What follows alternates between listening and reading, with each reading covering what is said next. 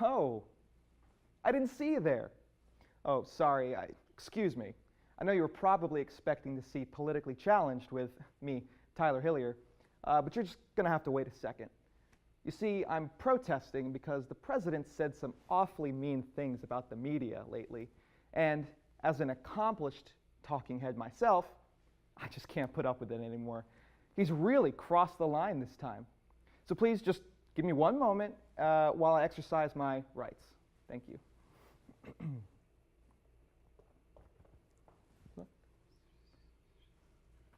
You're saying if I keep protesting on the job, I can be fired?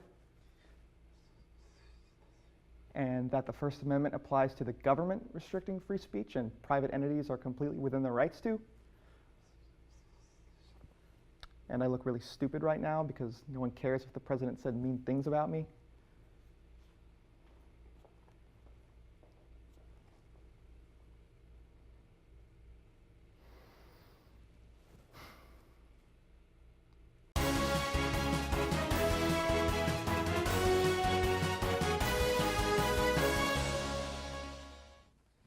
Good evening, everyone, and welcome to the first episode of Politically Challenged with me, Tyler Hillier. So today we're talking about the most controversial kneeling the sport of football has seen since Tim Tebow. President Donald Trump, seeing a disturbing lack of controversy gripping the country, stoked the controversial fire of sports players kneeling in protest during the national anthem. And the issue has been on the front page ever since. So this issue really boils down to two questions. The first is sitting or kneeling during the national anthem a respectable form of protest? And next, should the president be getting involved in these issues to begin with? There's a variety of opinion on both of these problems. So here to tell me where I'm wrong is the president of the College Democrats, Lauren Hansen, and the syndicated columnist for The Southern, John Magee. Thank you, guys. Thank you, Tyler. For being here. Yeah, thanks for having us on. So let's start with you, Lauren.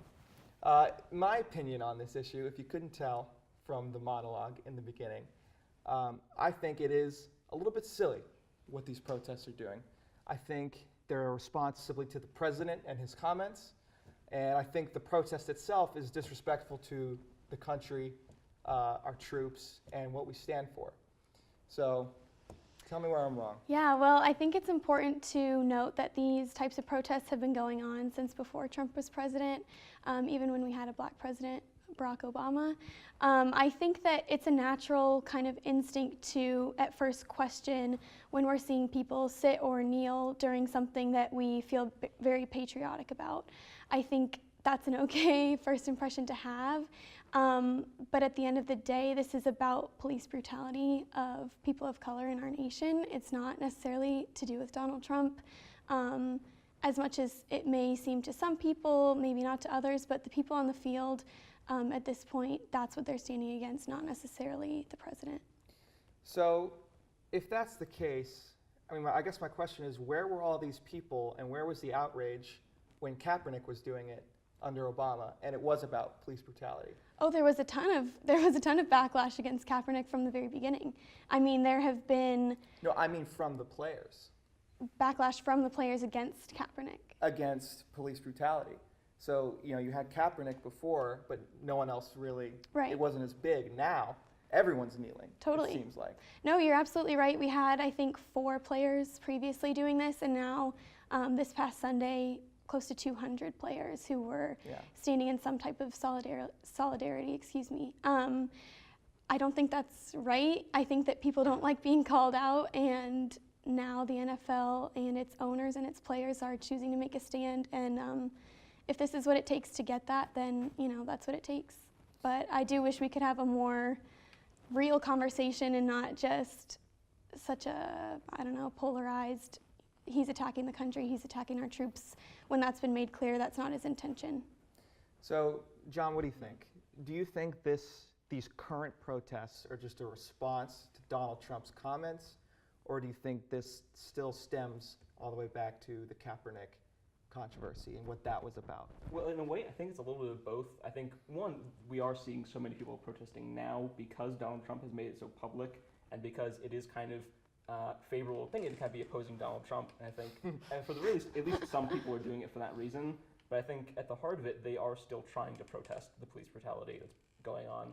And I think they're doing it now because it is such a large issue. Whereas I think before, a lot of people didn't think it was something that got a lot of publicity, didn't think it was a protest that would have an effect, so they didn't really want to be involved in that. So I think now that it is such a big public issue, I think a lot of people are saying, hey, I'm part of this and I want to stand with people that are doing this protest, or kneel with people. So there was one player that was in the news a lot recently because he was a Steelers player. He was the only one to come out and stand for the national anthem. But within the week, he came out and apologized for doing so on national TV. He apologized for standing for the national anthem. I mean, to me, that just sounds crazy. Like, is that something that we really want to see happen in our country? Well, I think it's sort of a strict example, but I think here he was trying to say he made the issue a little bit polarized because the Steelers weren't standing or kneeling. They just kind of wanted to make it a non-issue, and he kind of made it about him versus the rest of his team. I would say they definitely, didn't come out for the anthem on purpose. I don't think that they were trying to avoid it because we only saw 3 teams do that, which I think made a very strong impact, but also it shows that it was a stronger stance because it was so few teams that actually did that.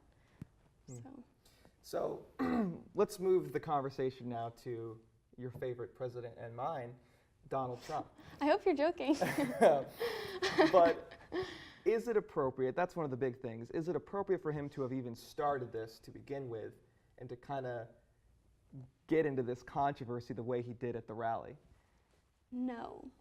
No. No. Why not?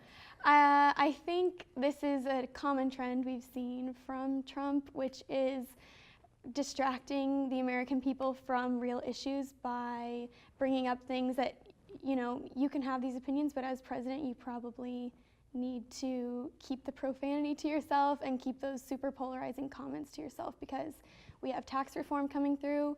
We had the Republicans fail yet again to repeal Obamacare. We have a crisis in Puerto Rico, and there are tons more things that we could be discussing. Yes, I think this is an important issue, obviously, but I think that for the opposite reason that Donald Trump does, and that's why I think it was wrong for him to come out and say that in the way that he did.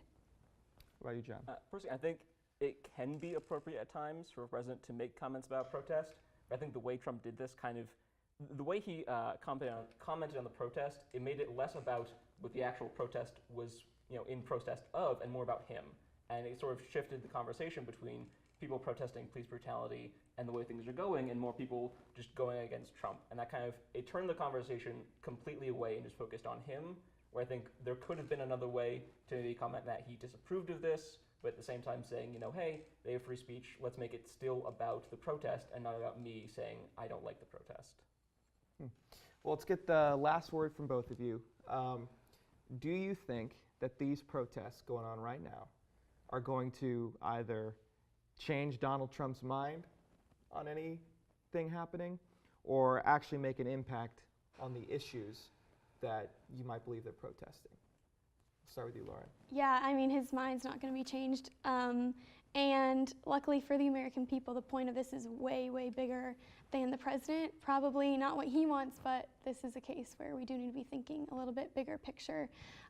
What this has succeeded in doing, and this is how I feel about most protests that go on, Science March, Women's March, things like that, is that it starts a conversation. And going back to Trump sticking his head in the middle of this, I think that ruined the conversation that could have been had by making it extremely divisive instead of people sitting down and saying, this is not about football, this isn't about the president, this is about police brutality, and I hope that we can shift the conversation to have a reasonable discussion about this problem and how to fix it. And no, kneeling's not going to do that, but it's going to start a conversation. We'll give you the last word, John.